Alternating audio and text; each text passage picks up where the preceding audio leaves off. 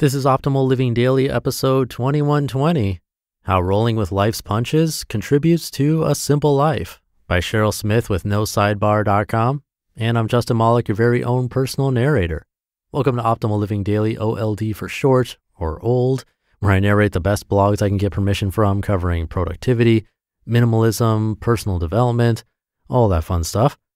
And with that, let's get right to another post and start optimizing your life. How Rolling with Life's Punches Contributes to a Simple Life by Cheryl Smith with NoSidebar.com. Life on Earth is made up of a series of peaks and valleys, trials and victories. Fighting against the ebb and flow of what is beyond our control is as exhausting and futile as trying to manipulate the ocean's tide. What will be, and there is very little over which we have any control.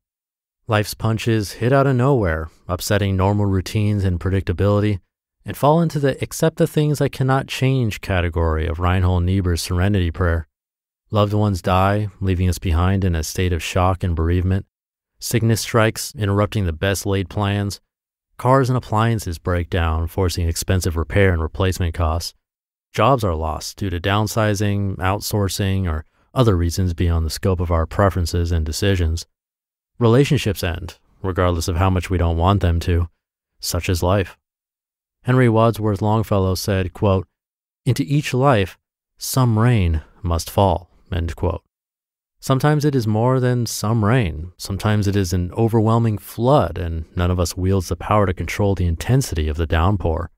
Since these things are inevitable, the thing that matters most is how we choose to respond to them. Here are some things to consider when life deals a hard punch and you find yourself in a particularly rainy season. Accept reality. Don't overcomplicate the obvious. Even though we would prefer to pretend the storm isn't raging, false pretense will never alter the truth. As acceptance is allowed entrance into our hearts and minds, internal peace will come despite external circumstances. Acceptance removes the inward struggle and is beautifully conducive to a simple life. Accept limitations.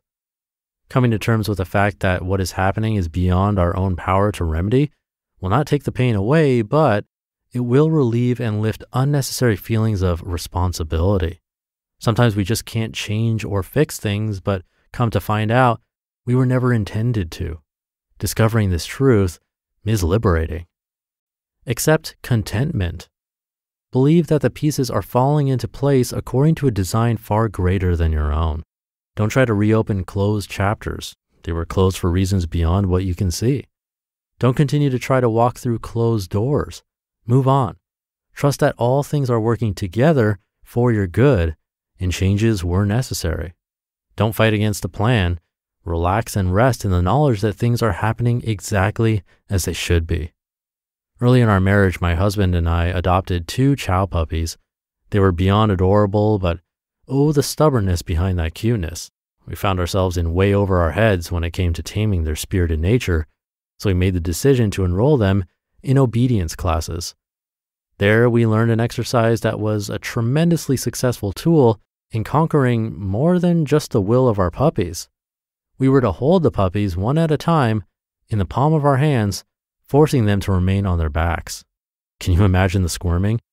They wriggled and whimpered and wore themselves completely out, trying with all their might to figure out a way to escape the firmness of our grasp. The instructor insisted that we do not give in, but firmly hold them in place while talking to them in a commanding but gentle tone. The first time we tried, the discipline was extremely exhausting for us and for the puppies. The next time it got just a bit easier as they remembered not only our refusal to let them have their own way, but more importantly, they recalled that we did not let them fall.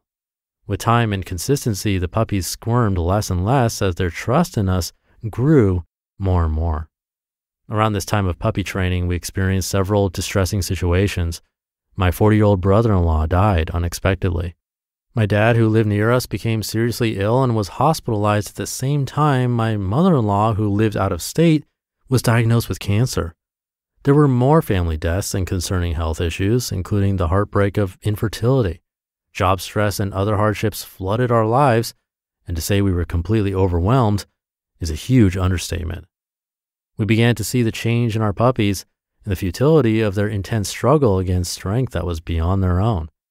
Ultimately, we were the ones in control, and as we convinced them they were safe in our hands, they began to learn that squirming would not change the outcome, and they could release their fears and let go, knowing we were not going to let them fall.